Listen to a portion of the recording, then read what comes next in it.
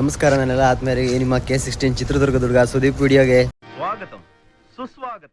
ಗೋವಾದಲ್ಲಿ ಗಾಡಿ ಅಂತೂ ನೈಟ್ ಲೋಡ್ ಆಯಿತು. ಬಿಲ್ ಬರೋ ಅಷ್ಟೊತ್ತಿಗೆ ಹತ್ತಿರ ಟೈಮಲ್ಲೇ 1:30 ಆಗಿತ್ತು.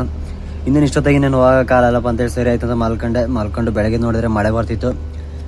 ನಾನು ನೋಡೋಣ ಪಾರ್ಕಿಂಗಿಂದ ಗಾಡಿ ಹೊರಗೆ ತೆಗ್ದಾಕಣ ಅಂತ ಹೋದೆ. ನಮ್ಮ ಸೆಕ್ಯೂರಿಟಿ ಬಂದು 9 ಗಂಟೆವರೆಗೂ ಗಾಡಿ ಹೊರಗೆ ತೆಗಿಯಂಗಿಲ್ಲ, ಇಲ್ಲೇ ಇರಬೇಕು ಅಂದ. ಸರಿ ಆಯ್ತು, 9 ಗಂಟೆವರೆಗೂ ಏನಪ್ಪ ಮಾಡೋದು ಇಲ್ಲಿದ್ದಂತೇಳಿ ಈ ಬಿಲ್ ಬೇರೆ ಕೊಟ್ಟಿದ್ರಲ್ಲ, ಇದಕ್ಕೆ ಹೋಗಿ ನಾವು ನಮ್ಮ ಕಂಪ್ನಿಯಿಂದ GC ಇಸ್ಕೊಂಬರ್ಬೇಕು ಆಫೀಸಲ್ಲಿ ಮಪ್ಸಾಗಿ ಹೋಗಿ.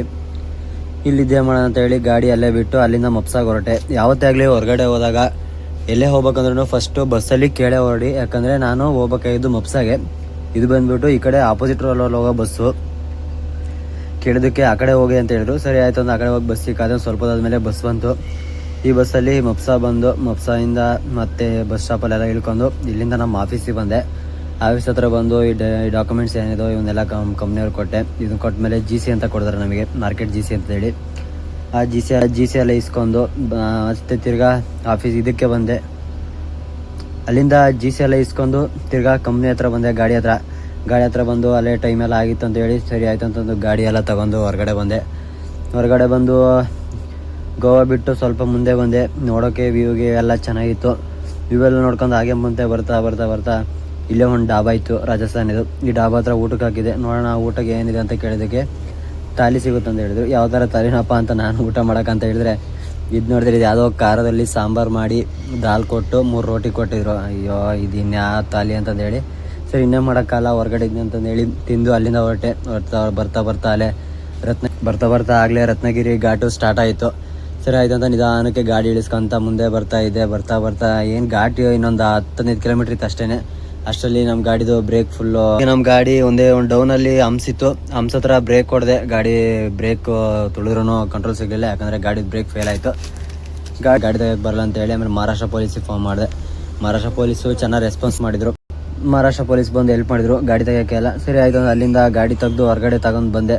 ಹೊರಗಡೆ ತಗೊಂಬಂದಾಗ ಸ್ವಲ್ಪ ಗಾಡಿ ಕಲ್ಲಿಗೆ ಟಚ್ ಆಗಿದ್ದರಿಂದ ಹಿಂದ್ಗಡೆ ಟೈರು ಇದು ಬ್ರೇಕ್ ಬೂಸ್ಟ್ ಒಂದು ಕಟ್ಟಾಗಿತ್ತು, ಕಲ್ಲಿಗೆ ಹೊಡೆದು. ಇನ್ನೇನು ಬ್ರೇಕ್ ಬೂಸ್ಟು ಕಟ್ಟಾಗಿದ್ದರಿಂದ ಫುಲ್ಲು ಲೈನರ್ಗಳೆಲ್ಲ ಜಾಮ್ ಆಯಿತು. ಇನ್ನೇನು ಹೋಗೋಕ್ಕಾಗಲ್ಲ ಅಂತೇಳಿ ಅಲ್ಲಿಂದ ಸ್ವಲ್ಪ ಡೌನಿಗೆ ಬಂದು ಇಲ್ಲೇ ಒಂದು ಪೆಟ್ರೋಲ್ ಬಂಕ್ ಇತ್ತು, ಇಲ್ಲೇ ಮಲ್ಕೊಂಡೆ. ನಮ್ಮ ಕಂಪ್ನಿಯವ್ರು ಫೋನ್ ಮಾಡಿದೆ. ಬೆಳಗ್ಗೆ ಯಾರಾದರೂ ಲೋಕಲ್ ಮಿಸ್ತ್ರಿ ಕರ್ಸ್ಕೊಂಡು ಅಲ್ಲೇ ಗಾಡಿ ರೆಡಿ ಮಾಡಿಸ್ಕೊಂಡು ಅಲ್ಲಿಂದ ಬಾಂಬೆ ವರ್ಕ್ಶಾಪಲ್ಲಿ ರೆಡಿ ಮಾಡ್ತತ್ತೆ ಅಂತ ಹೇಳಿದರು. ಸರಿ ಆಯಿತು ಅಂತಂದು ಹೇಳ್ಬಿಟ್ಟು ಅಲ್ಲಿಂದ ಗಾಡಿ ಎಲ್ಲ ತೊಗೊಂಡು ನಿಧಾನಕ್ಕೆ ಬೆಳಗ್ಗೆನೇ ಒಬ್ಬ ಮೇಸ್ತ್ರಿ ಕರೆಸಿದೆ.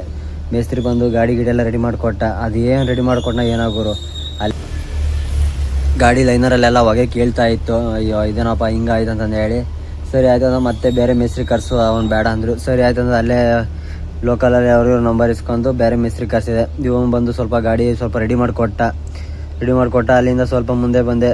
ಟನಲೆಲ್ಲ ಇತ್ತು, ಟನಲೆಲ್ಲ ನೋಡ್ಕೊಂಡು ಸ್ವಲ್ಪ ವ್ಯೂಗೆಲ್ಲ ಮಸ್ತಾಗೇನೆ ಇತ್ತು. ಮಹಾರಾಷ್ಟ್ರದಲ್ಲಿ ಎಲ್ಲ ನೋಡ್ಕೊಂಡು ನೈಟ್ ಬರೋಷ್ಟೊತ್ತಿಗೆ ಆಗಲೇ ಮಹಾರಾಷ್ಟ್ರಕ್ಕೆ 1:15 ಆಗಿತ್ತು. ಇಲ್ಲಿ ಭಿವಂಡಿ ಅಂತ ನಮ್ಮದು ವರ್ಕ್ಶಾಪ್ ಇರೋದು, ಅಲ್ಲಿಗೆ ಹೋದೆ. ಅಲ್ಲಿ ನೈಟ್ ಹೊತ್ತು ಯಾರೂ ಇರಲಿಲ್ಲ. ಸರಿ ಆಯಿತು ಇನ್ನೇ ಮಾಡೋಕ್ಕಾಗತ್ತೆ ಅಂತೇಳಿ ನೈಟ್ ಗಾಡಿ ಇಲ್ಲೇ ಹಾಕೊಂಡು ಬಾಂಬೆದಲ್ಲೇ ಮಲ್ಕೊಂಡು ಬೆಳಗ್ಗೆ ಎದ್ದು ನೋಡ್ತೀನಿ. ಬೆಳಗ್ಗೆ ಎದ್ದೊಳಷ್ಟೊತ್ತಿಗೆ ಆಗಲೇ ಟೈಮ್ ಆಗಿತ್ತು. ಸರಿ ಇನ್ನೇ ಮಾಡ್ದೆ ಅಂತೇಳಿ ಅಲ್ಲಿಂದ ಎದ್ದು ಗಾಡಿ ಡೀಸೆಲ್ ಹಾಕ್ಸ್ಕೊಂಡು ವರ್ಕ್ಶಾಪ್ ಹತ್ರ ಹೋದೆ.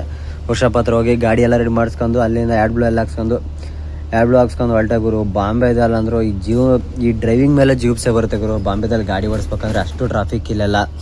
ಅಲ್ಲಿಂದ ಟ್ರಾಫಿಕ್ಕಿಂದ ಗಾಡಿ ಎಲ್ಲ ತೊಗೊಂಬಂದು ಫುಲ್ ಬಾಂಬೆಯಿಂದ ಹೊರಗಡೆ ಬಂದು ಶಿಸ್ತು ಹತ್ತಿದ್ದೇನೆ. ಅಹಮದಾಬಾದ್ ಹೈವೇ ಎಲ್ಲ ಹತ್ಕೊಂಡು ಬಂದೆ ಶಿಸ್ತಾಗಿ. ಬರ್ತಾ ಗಾಡಿ ಏನು ಪ್ರಾಬ್ಲಮ್ ಬರಲಿಲ್ಲ. ಗಾಡಿ ಹೆಂಗಿತ್ತು ಮಂತ್ಲಿ ನಾರ್ಮಲ್ ಆಗಿ ಹಂಗೆ ಇತ್ತು. ಅಲ್ಲಿಂದ ಮಹಾರಾಷ್ಟ್ರ ಬಾರ್ಡರ್ ಎಲ್ಲ ಕ್ರಾಸ್ ಮಾಡ್ಕೊಂಡು ಗಿಟ ಎಲ್ಲ ಮಾಡಿಸ್ಕೊಂಡು ಗಾಡಿ ಶಿಸ್ತು ತಗೊಂಬಂದು ಸ್ವಲ್ಪ ಮುಂದೆ ಬಂದಾಗ ಅಲ್ಲೇ ಹಸುವಾಯ್ತಲ್ಲ, ಸಂಜೆ 5:30 ಆಗಿತ್ತು. ಸರಿ ಆಯ್ತು ಇಲ್ಲಿ ಏನಾದರೂ ತಿನ್ಕೊಳ್ಳೋಣ ಅಂತ ಹೇಳಿ ಅಲ್ಲೇ ಹೋಟೆಲ್ಲಿ ಚಪಾತಿ ಅನ್ನ ಸಾಂಬಾರು ಊಟ ಮಾಡಿದೆ. ಅಲ್ಲಿ ಚಪಾತಿ ಅನ್ನ ಸಾಂಬಾರು ಊಟ ಮಾಡ್ಕೊಂಡು ಅಲ್ಲಿಂದ ಹೊರಟಿದ್ದೇನೆ. ಸ್ವಲ್ಪ ಮುಂದೆ ಬಂದೆ. ಅಲ್ಲಿಂದ ಹೊರಟಿದ್ದಂಕಲೇ ವಾಪಿ ಎಲ್ಲ ಕ್ರಾಸ್ ಮಾಡ್ಕೊಂಡು ಆಗಲೇ ವಿಡಿಯೋದಲ್ಲಿ ಏನು ಹೇಳಿದ್ನೋ ಈ ಎಕ್ಸ್ಪ್ರೆಸ್ ಹೈವೇ ಬಗ್ಗೆ, ಅದೇ ಥರ ಎಕ್ಸ್ಪ್ರೆಸ್ ಹೈವೇ. ಯಾರೇ ಹೊಸಬ್ರು ಬರ್ತೀರಂದರೆ ಸ್ವಲ್ಪ ಹುಷಾರಾಗಿರಿ ಹೈವೇಲಿ.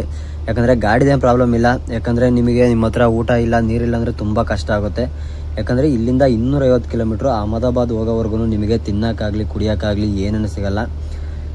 ಅದನ್ನೇ ಸಪ್ರೇಟಾಗಿ ವೀಡಿಯೋ ಮಾಡಿದ್ದೀನಿ ಅಷ್ಟೇ. ಅದು ಬಿಟ್ಟರೆ ಬೇರೆ ಏನೇ ಇಲ್ಲ.